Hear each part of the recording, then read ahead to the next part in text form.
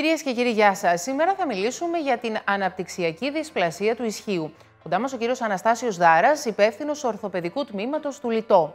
Γιατρέ, ποια είναι η πιο συχνή πάθηση του μυοσχελετικού συστήματος στο νεογνώ? Η πιο συχνή πάθηση που ταλαιπωρεί το νεογνώ, σαν συγγενής πάθηση που εμφανίζεται κατά τη γέννηση, είναι η αναπτυξιακή δυσπλασία του ισχύου, δηλαδή το συγγενές εξάρθρημα που γνωρίζαμε από τα παλαιότερα χρόνια. Είναι πάθηση σοβαρή?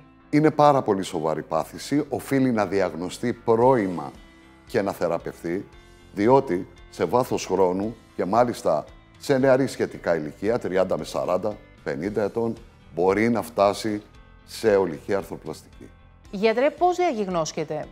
Η διάγνωση τίθεται κυρίως με την κλινική εξέταση και το υπερόπλο που λέγεται υπερηχογράφημα. Η εξέταση αυτή μπορεί να μας αναδείξει την παθολογία του ισχύου και τότε να προβούμε στην κατάλληλη θεραπεία.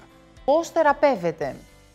Η θεραπεία, όταν διαγνωστεί η πάθηση πρώιμα, είναι πάρα πολύ απλή. Γίνεται με πάνες, με μηχανήματα απαγωγής, για να σταθεροποιήσουμε τα ισχύα σε τέτοια θέση, ούτως ώστε να διαπλαστεί το ισχύο, όταν γίνει, τονίζω πάλι, πρώιμα η διάγνωση. Αν η διάγνωση ξεφύγει της προσοχής, τότε μπαίνουμε σε ατέρμονες χειρουργικές επεμβάσεις, σε νεογνική βρεφική ηλικία και τα πράγματα είναι πάρα πολύ δύσκολα, γιατί στο τέλος η αναπηρία που προκαλείται χρειάζεται να διορθωθεί με ολική αρθροπλαστική.